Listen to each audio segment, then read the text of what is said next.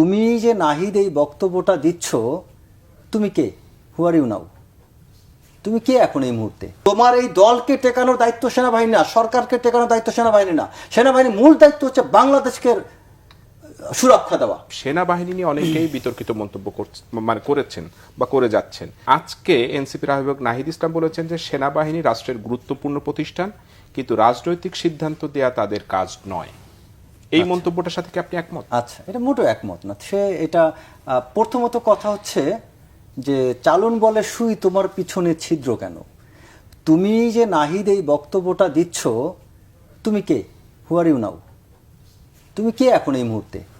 তুমি নাহিদ, তুমি সার্জিস, তোমরা কিন্তু পরাজয় মেনেছো এই 3 আগস্টের পূর্বে, তাও কি হারুনের ভাতের হোটেলে খাবার খেয়ে। পরবর্তীতে এই সেনাবাহিনীর ইয়াং অফিসাররা সেনাপ্রধানের কাছে 3 আগস্ট যখন কথা বলে, তারপরেই পট পরিবর্তন হয়, মানুষ তখন সাহস পায়, মাঠে নামে। তারা আন্দোলন একটা সময় করছে, কিন্তু এখানে হ্যাঁ সে বলতে পারে, যদি নাহিদ একা বলতে পারে তাহলে প্রাইভেট ইউনিভার্সিটির অনেক ছাত্ররা বলতে পারে, ছাত্র দলের ছেলেরা বলতে পারে, শিবিরের ছেলেরা বলতে পারে, সারা বাংলাদেশে লক্ষ লক্ষ নাহিদ আছে এই 5 আগস্টের বা জুলাই আগস্ট অভ্যুত্থানে। সো নাহিদ একা সে কে, মানে কিসের ভিত্তিতে সে এত ইয়াটা দেখাচ্ছে, সে আধিক্ষেতা দেখাচ্ছে? আচ্ছা, তারপরে নাহিদ কিছু কিছু কথা বলেছে, সে তো এখন উপদেষ্টা না, সে এখন এনসিপি পার্টির একজন আহ্বায়ক। এনসিপির আহ্বায়ক হয়ে তিনি এটা বলার কি? তো উনি তো নিজেই নিয়ম ভঙ্গ করছেন। আচ্ছা, তারপর এখন আপনার প্রশ্নের উত্তরে আমি আসি।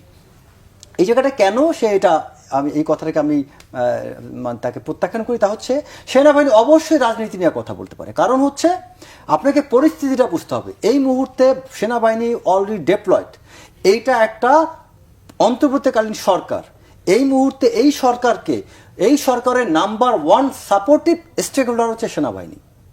এই সরকারকে এই মুহূর্তে প্রশাসনিক সমস্ত মানে কার্যকর ইম্প্যাক্টফুল সাপোর্টটা সেনাবাহিনী দিয়ে যাচ্ছে। পুলিশ কাজ করতে পারে নাই সেনাবাহিনী সাপোর্ট ছাড়া, তার মানে পুলিশও চলছে সেনাবাহিনীর কারণে। ডিসিরা প্রথম দিকে যখন দায়িত্ব নেয়, ডিসিরা অফিসে যাইতে পারতো না সেনাবাহিনীর ক্যাম্পের কোঅর্ডিনেশন না করে। প্রত্যেকটা সেনা ক্যাম্পের অফিসারের সাথে কোঅর্ডিনেশন করে ডিসি অফিসে গিয়েছেন। এমন হয়েছে প্রত্যেকটা জেলার ডিসি তার প্রতিটা মিটিংয়ে নিশ্চিত করেছেন ওই মিটিংয়ে যাতে সেনাবাহিনীর কোনো একজন প্রতিনিধি থাকে, ওই প্রতিনিধি উছিলায় যাতে ওখানে একটা এসকর্ট বা গাড়ি টাড়ি থাকে। তার মানে সমস্ত ডিসিপ্লিন এবং শৃঙ্খলা কমিটি যত মিটিং হতো জেলা পর্যায়ে, সব কিছুতে সিভিল অ্যাডমিনিস্ট্রেশন, পুলিশ বলেন, সব জায়গায় সেনাবাহিনীর সম্পৃক্ততা।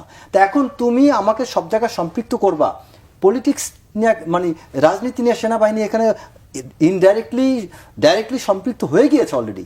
এখন এই মুহূর্তে সেনাবাহিনীকে তো কথা বলতে হবে, কারণ সবচেয়ে গুরুত্বপূর্ণ কারণ হচ্ছে তুমি সেনাবাহিনীকে মাঠে মাসের পর মাস ফেলে রেখেছো।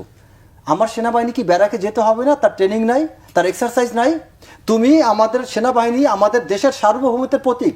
তোমার এই দলকে টেকানোর দায়িত্ব সেনাবাহিনী না, সরকারকে টেকানোর দায়িত্ব সেনাবাহিনী না। সেনাবাহিনীর মূল দায়িত্ব হচ্ছে বাংলাদেশকে সুরক্ষা দেওয়া। বাংলাদেশের সার্বভৌমত্ব রক্ষা করা হচ্ছে সেনাবাহিনীর প্রাইম রেসপন্সিবিলিটি। সো তুমি আমার প্রাইমারি রেসপন্সিবিলিটিকে তুমি আঘাত করতেছো, এখানে আমার ব্যাঘাত ঘটাচ্ছ। তুমি আমার প্রাইমারি রেসপন্সিবিলিটি ধরে রাখার জন্য আমার প্রশিক্ষণ, আমার অনুশীলন, আমাকে যে এই যে সামার কালীন এক্সারসাইজ, না দেশের প্রয়োজনে তাদেরকে রাস্তায় নামানো হচ্ছে, তাই বলে কি তারা রাজনৈতিক কোনো সিদ্ধান্ত দিতে পারে? রাজনৈতিক এটা সিদ্ধান্ত না তো। তিনি তার কথার অর্থটা ছিল এই যে আপনারা তাতে দ্রুত নির্বাচন দেন, কারণ আদারওয়াইজ আপনি নির্বাচন যতদিন পর্যন্ত দিবেন না আপনি আমাকে মাঠ থেকে ছাড়ছেন না।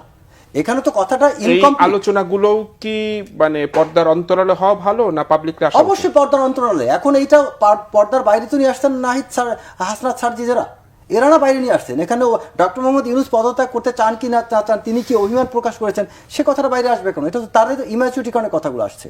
সো সেনাবাহিনী এখানে যে ভূমিকাগুলো পালন করছে, এখন এই মুহূর্তে সেনাবাহিনীকে আপনি এমন পর্যায়ে দেয়ালে পিঠ ঠেকিয়ে দিয়েছেন যে তাকে তো এখন কথা না বললে হচ্ছে না। কারণ এই যে সেনাপ্রধান একটা কথা বলেছেন, আমার অভিভাবক নেই, কথাটা কোন অর্থে বলেছেন? এটা ম্যাটাফরিক্যাল অর্থে তিনি কথা বলেছেন যে এই মুহূর্তে সেনাবাহিনীকে সত্যিকার অর্থে ওন করছে কে?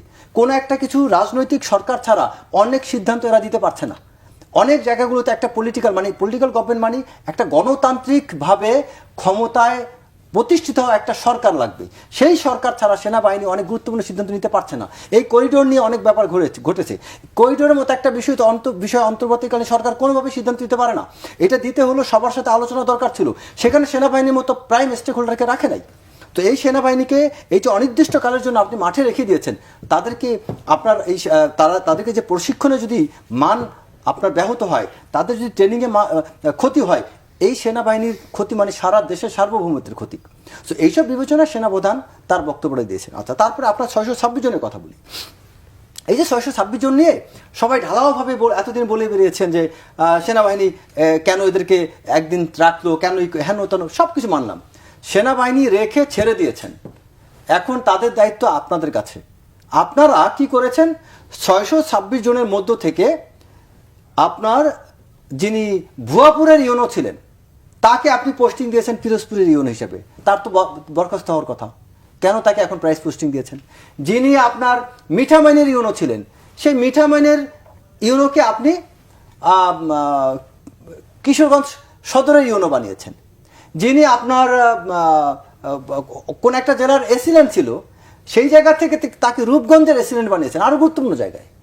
তারপরে যিনি আপনার ইটনা ইউনো ছিলেন, তার আরও ভালো জায়গার ইউনো বানানো হয়েছে, যেখানে এই ব্যক্তিদেরকে বরখাস্ত করার কথা।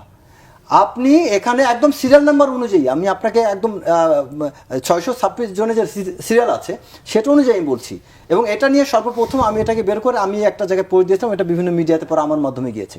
তো এখানে এই যে ব্যক্তিগুলো কোথায় কোথায় পোস্টেড হয়েছে, এটা কাদের মাধ্যমে হয়েছে?